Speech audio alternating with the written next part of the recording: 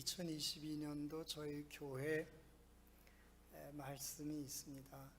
우리 함께 좀 같이 했으면 좋겠어요. 내가 믿으면 하나님의 영광을 보리라.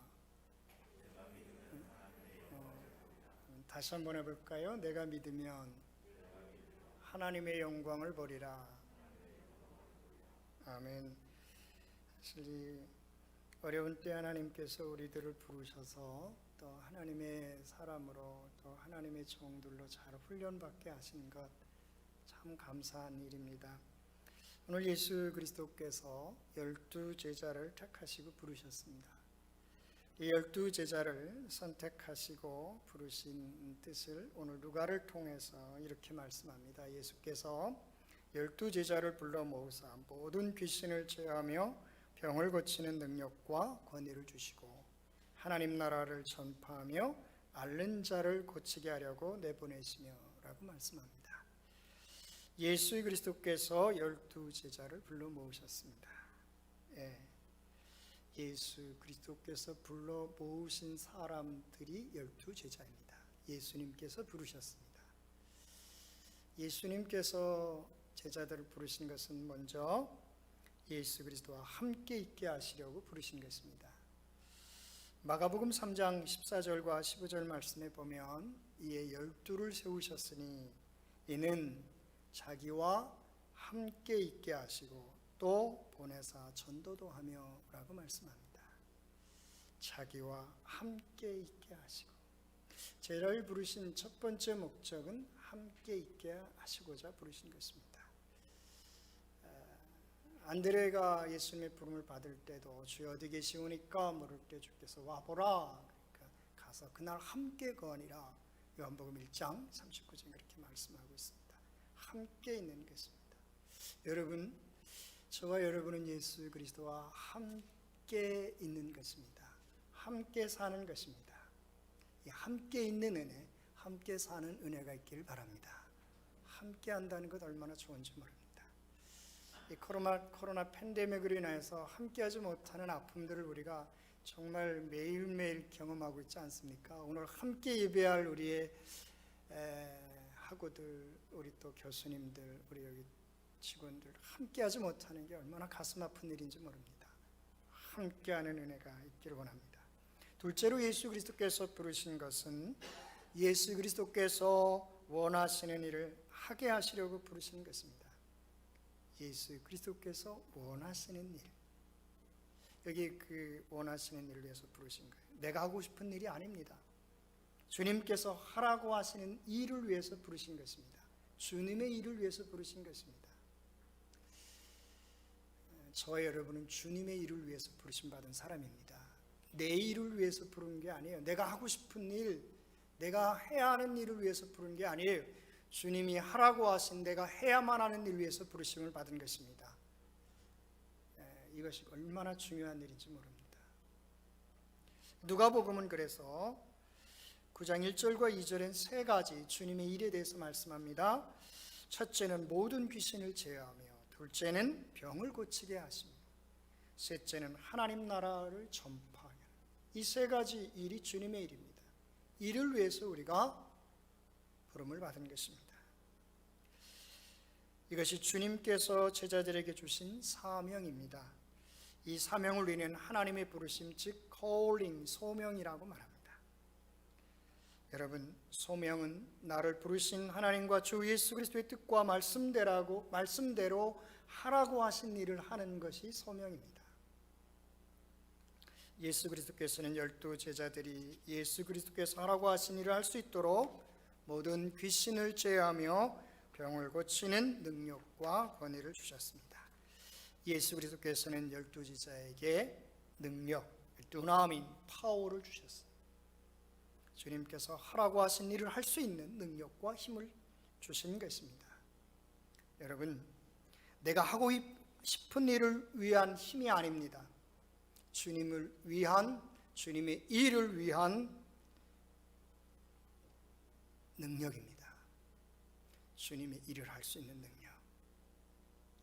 내가 하고 싶은 일을 하려니까 내가 참 능력이 없는 것처럼 느껴질 때가 많아요. 내가 원하는 일 하려니까 내가 가진 것이 너무 없어 보일 때가 참 많아요. 근데 주님께서 하라고 하신 일 위해서 주님께서 주신 능력이 내 안에 있음을 우리가 발견하는 것은 그 말씀대로 행할 때예요.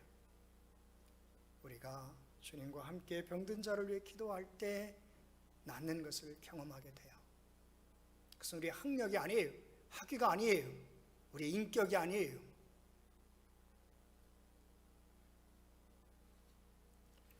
예수 그리스도께서는 12 제자에게 권위를 주셨습니다. 엑소시안입니다. 어소리티입니다. 여러분, 이 권위는 신분과 주의를 나타내는 것입니다. 이 일을 위해서 권위를 주신 것입니다. 이 일을 위해서 우리에게 신분을 주신 것이에요. 제자의 신분을 주셨어요. 여러분, 이 신분은 여러분 외모나 학력이나 가문이나 혈통, 심지어는 인격과 성품에 관계없는 것입니다. 신분은 그래요. 예를 들면 이런 것이죠. 경찰이라는 신분은 공권력을 행사할 수 있는 힘이 있어요. 그분이 인격이 좋은 분인가, 그분이 학력이 좋은 것과 관계없어요. 그분의 신분, 주의 자체가 공권력을 행할 수 있게 하는 거예요. 어소리티, 엑수시아는 그런 거예요. 여러분이 주님의 제자이기 때문에 주님의 제자로서 가진 신분과 주의를 가지고 그 권위를 가지고 나아가서 일하는 것입니다. 그래서 주님의 이름으로 하는 거예요. 네. 제가 주님의 이름으로 목사로서 여기서 설교하는 것입니다. 주님의 이름으로요. 주님이 주신 책의 권위예요. 어소리티예요. 여러분, 이 주님이 주신 권세는 주님의 이름으로 행하는 권위와 권세입니다. 그래서 이 예수 그리스도의 이름으로 우리는 귀신도 쫓아내고 병든 자도 고칩니다. 베드로와 요한이 성전 미문에 앉아서 구걸하던 그 걷지 못하는 사람에게 말하지 않습니까? 은과 금은 내게 없거니와 내게 있는 것으로 내게 주노니 곧 나사렛 예수의 이름으로 일어나 걸어라. 아멘입니까? 예수의 이름으로 일어나 걸어라. 이게 우리에게 주신 권위입니다. 여러분, 주님께서는 우리에게 이렇게 말씀하세요. 요한복음 14장 13절과 14절, 너희가 내 이름으로 무엇을 구하든지 내가 시행하리니 이는 아버지로 하여금 아들로 말미암아 영광을 받으시게 하려 함이라. 내 이름으로 무엇이든지 내게 구하면 내가 시행하리라. 아멘. 주님의 일을 위해서 구하십시오. 우리가 많은 순간 사역을 하면서 좌절하고 낙심하는 이유가 어쩌면 나를 위해서 구해요. 나를 위한 구함들이 많기 때문인지 몰라요. 내게 능력 주시면 내가 이런 일을 할 텐데요. 내가 원하고 내가 하고 싶은 일을 위해서 능력이 필요한 것이 아닙니다.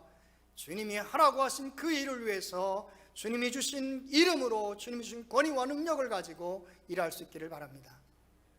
이것이 오늘 우리 시대에 필요한 하나님의 사람들에게 주어진 은혜예요.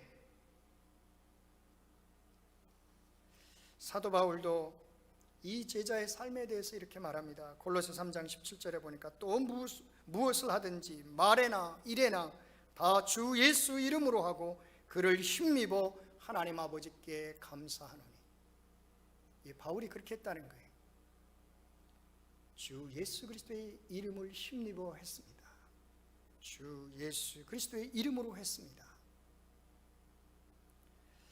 여러분, 우리가 주님처럼 생각하고 주님처럼 말하고 주님처럼 살아가는 것, 그것은 우리 주님께서 주신 능력과 권위 때문입니다.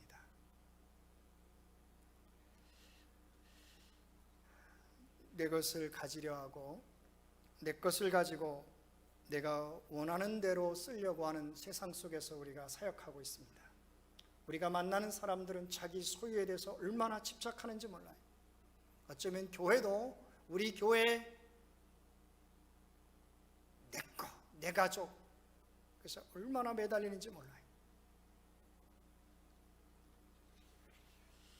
여러분, 그런데 우리가 예수 그리스도께서 부르신 그 부르심에 응답하는 삶을 살기 위해서 주님께서는 이렇게 말씀하세요.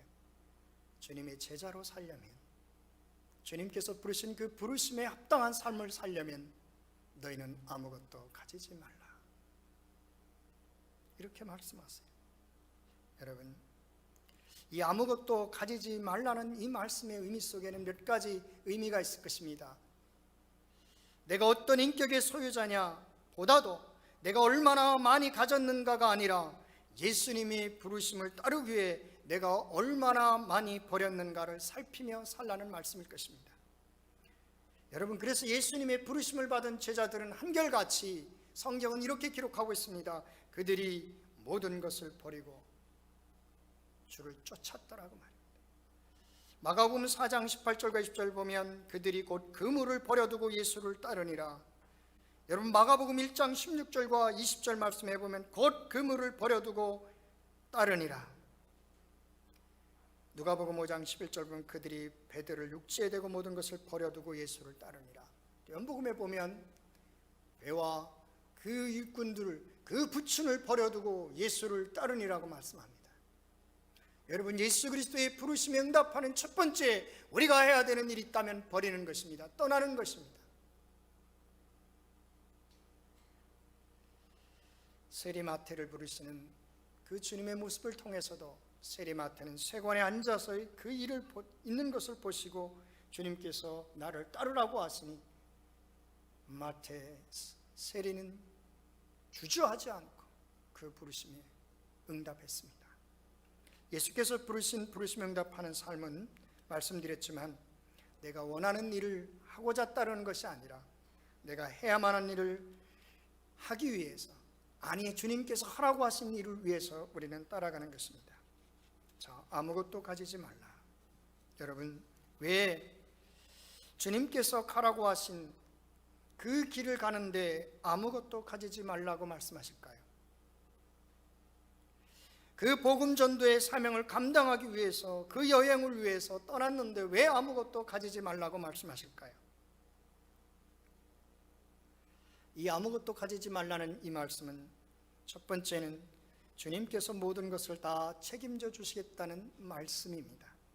주님께서 하신 이 말씀은 내가 원하고 내가 하고 싶은 일 위해서가 아니라 주님이 원하고 필요한 모든 것을 주님의 일을 위해서, 그 사역을 위해서 주시겠다고 말씀하신 것입니다. 주님께서 하라고 하신 일, 그 사명 감당하는 일을 위해서 주시겠다고 말씀하신 것입니다. 그래서 이미 주셨어요. 뭐를요? 능력과 뭐를 주셨어요?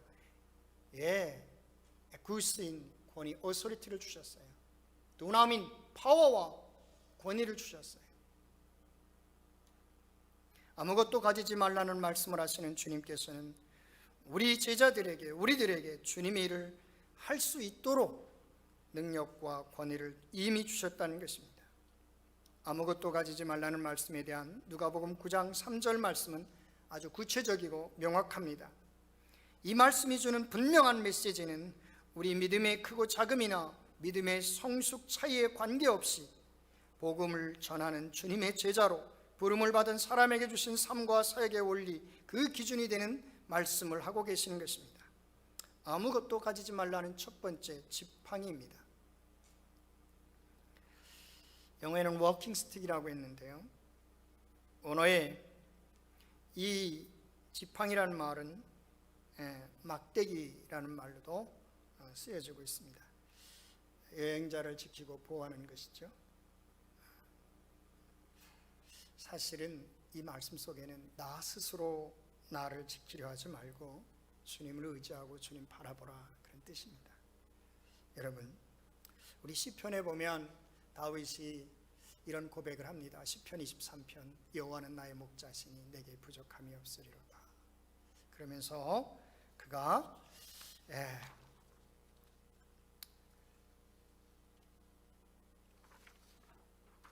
4절 말씀에 보니까 이렇게 말씀하세요. 내가 사망의 음침한 골짜기로 다닐지라도 해를 두려워하지 않을 것은 주께서 나와 함께 하심이라. 우리 같이 해볼까요? 주의 지팡이와 막대기가 나를 안위하시나이다. 다윗의 고백이죠. 하나님께서 지키시고 보호해 주신다는 거예요. 뭐로? 지팡이와 막대기로요. 여러분, 이 지팡이라는 이 말이 홀이라는 그런 단어로도 쓰입니다. 히브리서 1장 8절에 보면 아들에 관하여는 하나님이여 주의 보좌는 영영하며 주의 나라의 규는 홀이에요. 공평한 규, 홀이니이다. 여러분, 이 홀은 아하수로 왕과 에스더와의 그 사건에서 아주 극명하게 이 홀이 가진 권세를 보여줍니다. 그렇죠? 예. 왕의 신하들과 왕의 각 지방 백성이 다 알거니와 남녀를 막론하고 부름을 받지 아니하고 안뜰에 들어가서 왕에게 나가면 오직 죽이는 법이요 왕이 그자에게 따라합시다. 금규를 내밀어야 살 것이라. 이게 홀에 가지고 있는 권세예요. 왕이 가지고 있는 홀. 이 말은 하나님께서 우리에게 권세가 되어 주신다는 거예요. 여러분이 가지고 있는 지팡이 막대기가 얼마나 여러분을 지키고 보호할지 모르겠어요. 여러분이 가지고 있는 권세, 신분, 아마도 그렇다면 이 지팡이 귤 신분이나 주인은 아마 여러분의 경력, 학력, 학위 뭐 이런 것일지도 몰라요. 사실 주님의 일을 할 때 많은 경우 보면 제가 안타까운 건, 저도 참 그래요. 여러분 동기 중에 이제 앞으로 제가 여기 학교를 졸업한 지가 꽤 됐습니다. 지나고 보면 저분이 저렇게 목회를 참 훌륭하게 잘하고 계시네. 저분이 그렇게 신학교 때 공부도 그렇게 잘한 것 같지 않은데, 공부도 사실 많이 한 것 같지 않은데 목회를 잘 하시는 분들이 계세요. 근데 학위를 가졌는데도 불구하고 목회가 그렇게 어려운 분들이 있어요. 여러분, 우리가 하나님이 주신 것으로 해야 돼요. 주님이 주신 것으로 해야 돼요. 신분이나 주의, 그런 어떤 여러분이 가지고 있는 그 스펙 가지고 뭔가를 하려고 하지 마세요. 스펙을 쌓지 말라는 게 아니에요. 그 스펙을 가지고 최선을 다해서 열심히 사셔야 돼요.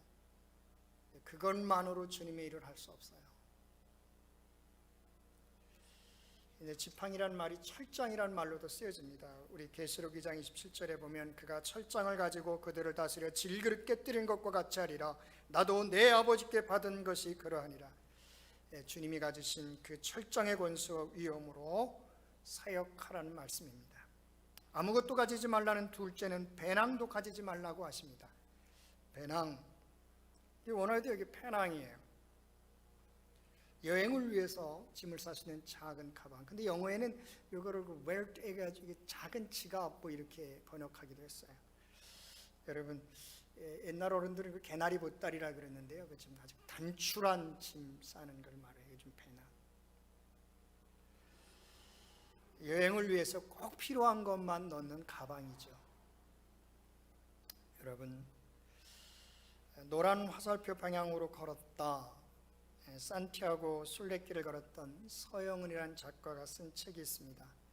이 서영은 작가는 1983년 먼 그대로 이상문학상을 수상했고 1990년 사다리가 놓인 창으로 연안문학상을 수상한 작가입니다. 이 작가는 자신의 취미를 걸으면서 묵상하는 것, 또 낯선 도시의 골목길을 배회하는 것과 춤추는 것이라고 자신을 소개하고 있습니다. 그는 사실은 김동리라는 작가의 세 번째 부녀로 더 많이 알려져 있습니다.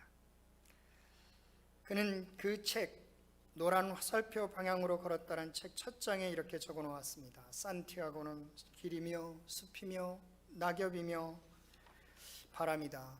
산티아고는 우리 안에 성전 밖에 있는 마지막 화살표이다. 역시 작가적 감성이 뛰어나요. 표현도 참 뛰어나요. 좋아요. 그의 책 250에서 251면에 보면 짐 이야기가 나옵니다. 거기에 이렇게 그는 기록하고 있습니다. 잘 걸으려면 무조건 짐이 가벼워져야 한다. 스스로의 다짐이 길을 걸을수록 비장해진다. 도무지 뭘 버려야 하나 싶지만 다 마른 빨래라도 짜서 한 방울의 물이라도 덜어내야 한다. 수마미아를 떠나면서 딱 2권 가져온 책 중 한 권, 다비드 르브르통의 걷기에 찬 걷장을 찢어내고 또 한 권의 책, 너사문드 프리체의 세프템버의 9월이라는 책은 아예 버렸다. 그 밖에 파스 겉껍질, 인스턴트 커피 10봉지, 약통 하나, 거울이 달린 컴팩트를 버렸다. 카스토르를 떠날 때는 여분의 샴푸, 견본용 샴푸 하나, 녹용팩, 둥근 고무줄, 납작한 고무줄, 말린 문어 한 봉지, 콩 한 봉지, 게메스에서 사경을 넘긴 다음에는 좀 더 단호해졌다. 티셔츠 하나, 반송네이 하나, 비타민과 글루코사민 그리고 다시마 환까지 버리기로 했다. 건강을 위해 촉했거니에서 매일 먹어왔던 약이나 기능성 식품이 위급한 상황에 아무런 도움이 되지 못했다는 것 때문에 괜히 속은 것 같은 기분이었다. 그의 집 이야기는 계속되어집니다. 여러분, 여행을 해보셨나요? 여행을 많이 다닌 사람들수록 제가 보니까요, 짐이 가벼워집니다. 짐을 가볍게 쌉니다. 여러분은 주님의 길을 위해서, 사명을 위해서, 부르심을 위해서 길을 떠난 사람들입니다. 여행자입니다. 여러분이 등에 메고 있는 그 작은 배낭 속에 여러분은 어떤 것을 메고 있습니까? 여러분 스스로 꼭 필요하다고 생각해서 여러분 스스로 챙겼던 짐들이었을 것입니다. 그러나 정말 주님의 사명을 위해서 내가 버려야 할 짐이 없는지, 여러분 정말 그래요. 나의 삶과 사역의 무게는 내가 지금 나의 배낭 속에 짊어지고 있는 것들과 비례한다는 사실입니다. 간단하게 꼭 필요한 것만 넣어야 하는 나의 배낭 속에, 주님의 사역을 위해 집중해야 하는 나의 삶의 이 여정 속에서 내가 아직도 버리지 못한 것이 무엇이 있는지 저와 여러분은 다시 한번 살펴보면 좋겠습니다. 아무것도 가지지 말라는 말씀의 셋째는 양식마저도 가지지 말라고 말씀합니다. 알톤, 브레드, 빵. 사실은 이것은 밥입니다. 만약에 성경을 번역하는 번역학자들이 이 빵이라고 번역하는 이 단어를 사실은 밥이라고 번역했으면 좋겠어요. 비정세는 밥이 맞습니다. 밥. 나의 생존을 위한 필요한 양식인 밥 한 끼도 가지지 말라는 말은 어떻게 받아들일 수 있을까요? 내가 먹고 마시며 내가 생존하는 데 필요한 매일의 한 끼마저도 주님께서 책임져 주시겠다는 말씀입니다. 주님께서 가르쳐 주신 주기도문에서 매일 먹어야 하는 밥에 대해서 말씀합니다. 오늘 우리에게 일용할 밥을 주시옵고 양식을 주시옵고. 하나님 아버지께서 우리의 매일의 양식을 주신다고, 양식을 구하라고 말씀합니다. 저도 이제 개척해서 10년이고 그 외에 부교육자 생활들 이런 생활 같이 하면 30년이 넘게, 제가 20대 때부터 했으니까 지금 57세니까요 한국 나이로 한 37년간을 제가 사역자로 살았는데 굶기신 적은 없어요. 어려운 적은 있었지만 굶기신 적은 없어요. 여러분, 우리가 먹는 것 때문에 사실은 거의 본능적이지만 힘들어요. 그렇지만 한 번도 하나님께서 저에게 굶겨주신 적이 없어요. 하나님께서 하나님 일할 때 먹여주세요. 주님 말씀하세요. 오늘 있다가 내일 아궁이에 던지는 들풀도 하나님이 이렇게 입히시거든 하물며 너일 거구냐 믿음이 적은 자들아. 또 말씀하세요. 공중나의 새를 보라. 심지도 않고 거두지도 않고 창고에 모아들이지도 아니하되 너희 하늘아버지께서 기르시나니 너희는 이것들보다 귀하지 아니하냐.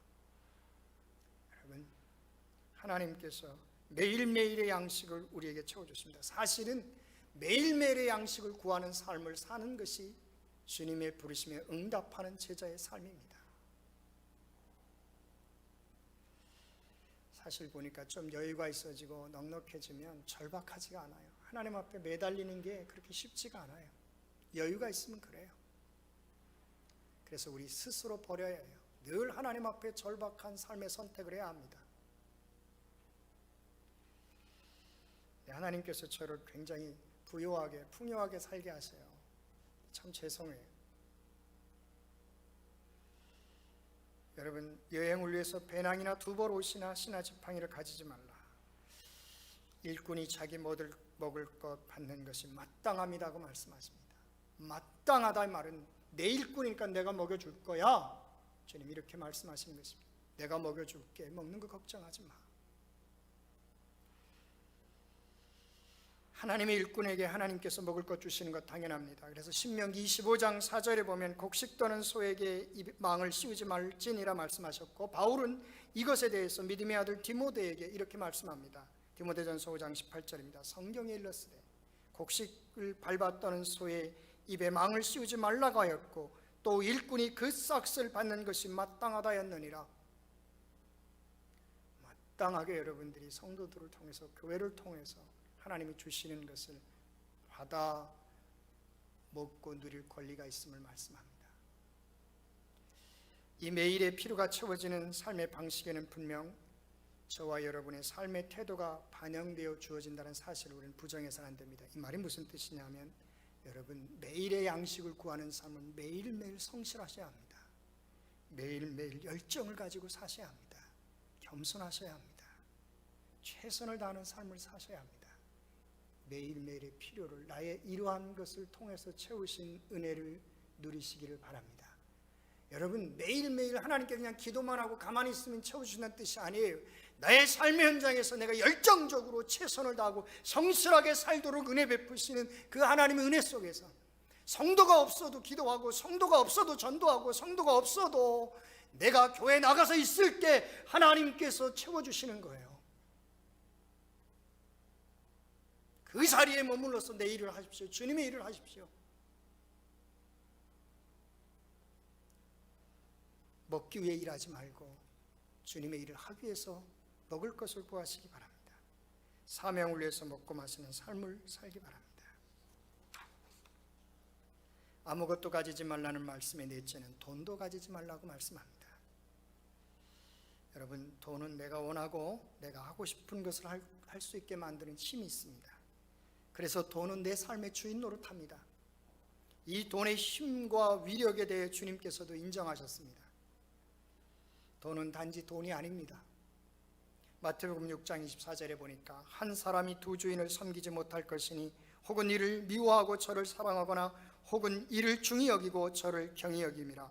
너희가 하나님과 재물을 겸하여 섬기지 못하느니라. 여러분, 돈은 신앙이고 종교입니다. 재물은 만물입니다. 돈은 만물이에요. 돈은 내 삶의 주인 노릇하려고 합니다. 여러분, 돈은 주 예수 그리스도께서 나의 주님 되심을 받아들이지 못하게 합니다. 돈은 하나님을 찾아야 될 때 돈을 찾게 만듭니다. 그 한 예가 사람들은 기도보다도 돈으로 자신의 문제를 해결하려고 하는 거예요. 사실 그래요. 제가 어릴 때는 저희 어머니가 어려우니까, 병원에 가기 어려우니까 먼저 기도하고 교회 갔어요. 저도 그걸 배웠어요. 그냥 먼저 기도했어요. 근데 요즘에는 그렇지 않아요. 먼저 기도하기보다는 돈 있으니까 약국 찾아가고 병원 가요. 하나님을 찾아야 할 때 우리는 돈을 사용하는 법에 익숙해져 있습니다. 돈이 내 삶의 주인 노릇하려고 나의 삶에 중요한 선택과 결정에 영향을 미치고 있다는 사실을 저와 여러분은 부인하지 않습니다. 우리는 돈이 아니라 하나님을 믿고 따를 때 돈을 얼마나 가져야 되는 문제로부터 그거에 돈을 얼마나 가져야 되는가의 문제에 매달리지 않고, 여러분, 돈을 하나님 뜻대로 쓰고자 하고 하나님 뜻대로 그 돈을 사용하려고 하는 그런 삶의 자리에 나가게 됩니다. 돈을 잘 쓰는 것, 하나님 뜻대로 쓰는 거죠. 여러분, 그것은 세리장 삭개오의 심을 통해서 보여주고 있어요. 그렇죠? 주님을 만난 삭개오는 돈을 소유하는 사람에서 돈을 하나님의 뜻대로 쓰는 사람으로 변하지 않습니까? 삭개오가 주님 앞에 이렇게 고백합니다. 주께 여짜오되 주여 보시옵소서. 내 소유의 절반을 가난한 자들에게 주겠사오며 만일 누구의 것을 속여 빼앗은 일이 있으면 내 갑절이나 갖겠나이다. 주님 만나면요, 주님 뜻대로 돈 쓰는 거예요. 돈을 가지지 않는 것은 돈으로 일하지 않고 하나님과 함께 일하는 것을 배우는 것입니다. 여러분, 하나님께서 주님이 일을 위해서 주님께서 주님의 방법으로 일할 수 있도록 여러분 주신 물질을 주님 뜻대로 사용하는 은혜가 있기를 축복합니다. 아무것도 가지지 말라는 말씀의 다섯째는 두보로 가지지 말라고 말씀하십니다. 여러분, 삶에 있어서 이 옷은 최소한의 자기 보호와 자기 존중을 보여주는 것입니다. 두 버릇을 가지지 말라는 말씀은 자기 보호와 자기 존중의 태도와 그 자존심마저도 버리는 의미로 읽혀질 수 있습니다.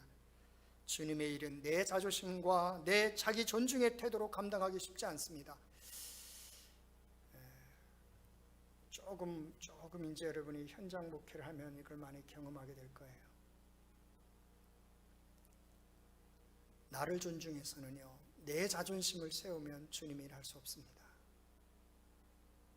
감당하기 쉽지 않아요. 우린 쉽게 이렇게 말하면 내가 죽고 그리스도가 사는 것이다. 정말 그래요. 여러분, 우리가 주님께서 십자가에 달리실 때 그분의 거독까지 다 주셨다는 것을 우리가 알고 있습니다. 그들이 예수를 십자가에 못 박은 후에 그 옷을 제비뽑아 나누어 가졌습니다. 여러분, 우리가 주님의 제자와 종으로 사는 우리는 나의 최소한 겉옷마저도 나누는 삶을 살라고 주님께서 말씀하십니다. 나의 것을 가지는 삶이 아니라 나의 것을 나누어주는 삶, 이것이 바로 제자의 삶입니다. 여러분 보세요. 사실 우리가 두 벌 옷이라고 말씀하세요. 여유분을 말하는 거예요. 사람들은 여유가 있으면 더 많은 것을 소유하려고 합니다. 이 사실을 누가복음 12장 13절과 21절 한 부자의 비유를 통해서 말씀하지 않습니까? 부자가 소출이 풍성하니까 그 심중에 생각하길 창고를 짓고 이제 더 먹고 마시자 그럽니다. 주님 말씀하세요. 하나님이 이르시되 어리석은 자여 오늘 밤에 내 영혼을 도로 찾으리니 그러면 내 준비한 것이 누구시 되겠느냐 하였으니 자기를 위하여 재물을 쌓아두고 하나님께 대하여 부여하지 못한 자가 이와 같으니라. 여러분, 하나 가지면 두 개 갖고 싶은 거예요. 두 개 가지면 세 개 가지고 싶은 거예요. 그게 인간인 거예요. 가지려고 하지 마세요. 주려고 하세요. 나누려고 하세요. 어려워도요, 힘들어도요, 선교하세요.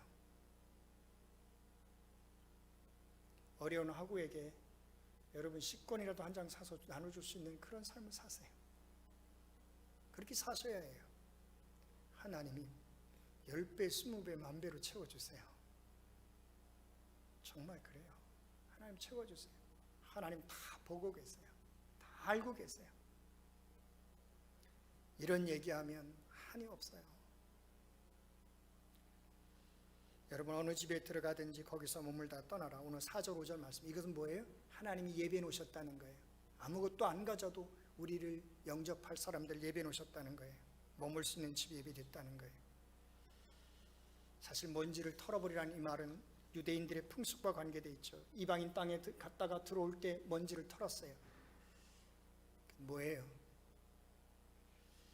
여러분, 이방인 취급하라는 것은 그들을 멸시하고 무시하라는 뜻이 아니에요. 그들과 다른 삶을 사는, 다른 삶의 가치관을 추구하는 삶을 살라는 말씀이에요. 이방인과 다른 삶을 살아요. 세상 사람들과 다른 삶을 살라는 말씀이에요. 하나님께 나의 삶을 맡기는 삶을 살라는 거예요. 오늘 6절 말씀입니다. 제자들이 나가 각 마을에 두루다니며 곳곳에 복음을 전하며 병을 고치더라. 여러분, 예수님 말씀에 순종하고 나갔습니다. 복음을 전했습니다. 그랬더니 병든 자가 고치는 역사가 일어나서 말씀대로 됐습니다. 여러분, 그 말씀대로 행했고 그 말씀대로 책임져 주셨습니다. 예수 그리스도의 말씀대로 하면 됩니다. 그래서 누가복음 22장 35절엔 주님께서 베드로에게 이렇게 말씀합니다. 우리 따라했으면 좋겠습니다. 그들에게 이르시되 내가 너희를 천대와 돈주머니에요 배낭과 신발도 없이 보냈을 때 부족한 것이 있더냐? 베드로의 대답입니다. 이르되 없었나이다. 아멘. 기도하겠습니다.